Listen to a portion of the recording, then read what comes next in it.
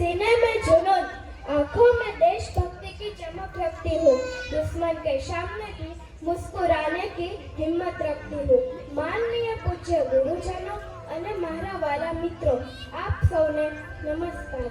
મિત્રો, આજે હું તમારી સમક્ષ ભારત માતાના એવા સપૂતની વાત કરવા જઈ રહી છું, જેને માત્ર 23 વર્ષની ઉંમરે જ ફાંસીના માંચડે ચડી ઇતિહાસ રચી દીધો હતો। એ નામ છે સરદાર ભગતસિંહ। મિત્રો, ભગતસિંહનો જન્મ લાહોર નજીક બંગા નામના ગામમાં થયો હતો। 28 સપ્ટેમ્બર 1907ના રોજ લાહોર નજીક બંગા નામના ગામમાં થયો હતો। પિતા સરદાર કિશનસિંહ અને તેમના ઉદાસ કુટુંબમાં બાળક ભગતસિંહના જન્મની સાથે ખુશીઓ લહેરાઈ। દેશભક્તિ તો તેમને વારસામાં જ મળી હતી। ધીરે ધીરે ભગત મોટો થતો ગયો। વર્ષ 1912 5 વર્ષના ભગતસિંહ ખેતરમાં લાકડીઓ વાવી રહ્યા હતા। પિતા કિશનસિંહે પૂછ્યું, બેટા આ શું વાવે છે? ઘઉં કે ચણા? નાનકડા ભગતે કહ્યું, ગર્વથી, ના બાપુ, આ તો બંદૂકો છે। હું ખેતરમાં બંદૂકો વાવી રહ્યો છું। જ્યારે આ બંદૂકો મોટી થશે ત્યારે હું આખા ગામને આપીશ અને આ ગોરા અંગ્રેજોને આપણા દેશમાંથી હાંકી કાઢીશું। વિચારો મિત્રો, જે ઉંમરે બાળકો રમકડા માંગતા હોય છે તે ઉંમરે ભગતના લોહીમાં આઝાદીનું સપનું દોડતું હતું। 13 એપ્રિલ 1919નો વૈશાખીનો પવિત્ર તહેવાર હતો, પણ જનરલ ડાયરના પાપી ઇરાદાઓએ અમૃતસરના જલિયાવાલા બાગને સ્મશાન બનાવી દીધું હતું। તે દિવસે સૂર્ય પણ લોહી જેવો લાલ હતો। જ્યારે ત્યાં માત્ર 12 વર્ષનો ભગતસિંહ જ્યારે ત્યાં પહોંચે છે ત્યારે તે જુએ છે કે દિવાલો પર ગોળીઓના નિશાન છે, કૂવો લાશોથી ભરેલો છે અને લોકો બધા ભાગી રહ્યા છે। ત્યારે તેમણે લોહીથી ભીંજાયેલી માટી હાથમાં લીધી। તેમની આંખમાં આંસુ તો હતા, પણ અંગ્રેજો માટે અંગારા પણ હતા। ત્યારે તેમણે તે માટી એક બોટલમાં ભરી અને ઘરે લઈ જઈને તેમના બહેનને કહ્યું કે આ માટી મારા દેશવાસીઓના લોહીની છે, આનો બદલો હું લઈને જ રહીશ। સમય વીતતો ગયો અને ભગતસિંહ યુવાન થયા। 1928માં જ્યારે સાયમન કમિશન ભારત આવ્યું ત્યારે આખા દેશે વિરોધ કર્યો।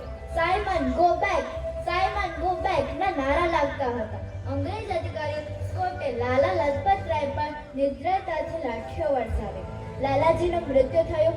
1958 ભગતસિંહ આ સહન ન કરી શક્યા। તેમણે રાજગુરુ અને સુખદેવ સાથે મળીને લાહોરમાં પોલીસ અધિકારી સોલ્જર્સની હત્યા કરી બદલો લીધો।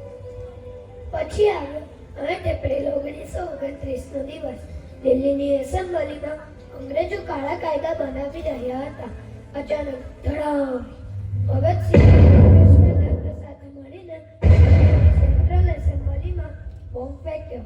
પણ સાંભળજો, તે બોમ્બ કોઈને મારવા માટે નહોતો, તે ખાલી જગ્યા પર ફેંકવામાં આવ્યો હતો। ચારેય બાજુ ધુમાડો થઈ ગયો। લોકો જીવ બચાવવા ભાગવા લાગ્યા, પણ ભગતસિંહ ત્યાં જ ઊભા રહ્યા। ખિસ્સામાંથી પત્રિકાઓ ઉડાડી અને નારો લગાવ્યો, બહેરા કાનને સાંભળવા માટે ધડાકાની જરૂર હોય છે, ઇન્કલાબ ઝિંદાબાદ। તેઓ ઈચ્છતા હોત તો ભાગી શકતા હોત, પણ તેમને ધરપકડ વાહોરી લીધી। કારણ કે તે કોર્ટમાં ઊભા રહી આખી દુનિયાને બતાવવા માંગતા હતા કે ભારતની આઝાદીનો હક શું છે। ભગતસિંહ માત્ર હથિયારથી નહીં પણ વિચારોથી પણ લડતા હતા। તેમનો હેતુ બહેરી બ્રિટિશ સરકારના કાન ખોલવાનો હતો। તેમને લાહોર સેન્ટ્રલ જેલમાં રાખવામાં આવ્યા। ત્યાંના ભારત કેદીઓ સાથે જાનવરો જેવો વર્તાવ થતો હતો। ગંદુ પાણી અને નકામું ખાવાનું આપવામાં આવતું હતું।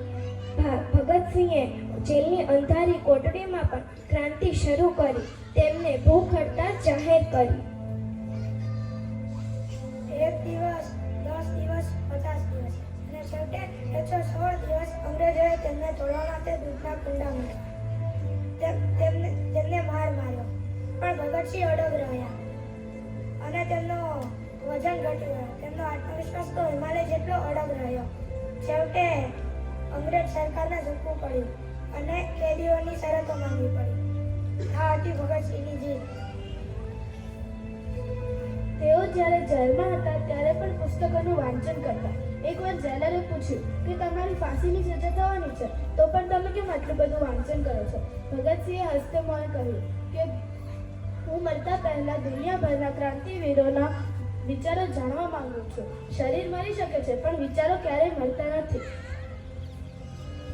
23 માર્ચ 1931 આ સાંજ આખો દેશ ક્યારેય નહીં ભૂલે. આમ તો ફાંસીનો સમય 24 માર્ચ સવારનો હતો, પણ લોકોના આક્રોશથી ડરીને અંગ્રેજોએ 12 કલાક પહેલા જ ફાંસી આપવાની તૈયારી કરી. જેલર જ્યારે કોટડીમાં આવ્યો ત્યારે ભગતસિંહ લેનિનનું પુસ્તક વાંચી રહ્યા હતા. તેમણે જેલરને સામે હસીને કહ્યું, થોભો, શું તમે જોતા નથી કે એક ક્રાંતિકારી બીજા ક્રાંતિકારીને મળી રહ્યો છે? પછી તેઓ સુખદેવ રાજગુરુ એકબીજાને ગળે મળ્યા. ત્રણેય મિત્રો હસતા હસતા ફાંસીના માંચડા તરફ ગયા. ચાલતા ચાલતા તેઓ એક ગીત પણ ગાઈ રહ્યા હતા. તે ગીત હતું, દિલ સે નિકલેગી ના મરકર ભી ये वतन की उल्फत, मेरी मिट्टी से भी वतन ये खुशबू आएगी. તેમના ચહેરા પર ડરનો એક અંશ પણ નહોતો. આ દેશનો દરેક યુવાન દેશભક્ત બને એ ઈચ્છાએ હસતા હસતા દેશના સપૂતે ભારત માતાના ચરણોમાં પોતાનું જીવન સમર્પિત કરી દીધું. મિત્રો, ભગતસિંહ કહેતા હતા, વ્યક્તિને મારી શકાય પણ તેના વિચારોને નહીં. આજે ભગતસિંહ આપણા વચ્ચે નહીં, પણ આપણે જ્યારે પણ અન્યાય સમક્ષ અવાજ ઉઠાવીએ છીએ ત્યારે ભગતસિંહ આપણામાં જીવંત થાય છે. દેશભક્તિ એટલે માત્ર સરહદ પર લડવું તેવું નથી. રસ્તા પર કચરો ન ફેંકવો, લોકોનું સન્માન કરવું અને ઈમાનદાર રહેવું તે પણ દેશભક્તિ છે. ભ્રષ્ટાચાર, અસમાનતા સામે લડીએ તે પણ દેશભક્તિ છે. આજે આપણે બંદૂકો લઈને લડવાની જરૂર નથી, પણ ભ્રષ્ટાચાર, અજ્ઞાનતા અને ભક્તિ સામે લડીને સાચા દેશભક્ત બનવાની જરૂર છે. આવો આપણે પ્રતિજ્ઞા લઈએ છીએ કે આપણે એવા દેશભક્ત બનીશું જેના પર ભગતસિંહને ગર્વ થાય. ધન્ય હે વો માતા जिसने ऐसा दूध पिलाया था, धन्य है वो माता जिसने ऐसा दूध पिलाया था. जिस उम्र में तुम फसलों से करते हो दिल लगी, उसने वतन से दिल लगाया था. कुछ तो है इस खास मिट्टी में, एक अलग सी एहसास है इस मिट्टी में. यूं ही हंसते हुए बोलते जाते, देशभक्ति की प्यास है इस मिट्टी में. बोलो इंकलाब जिंदाबाद.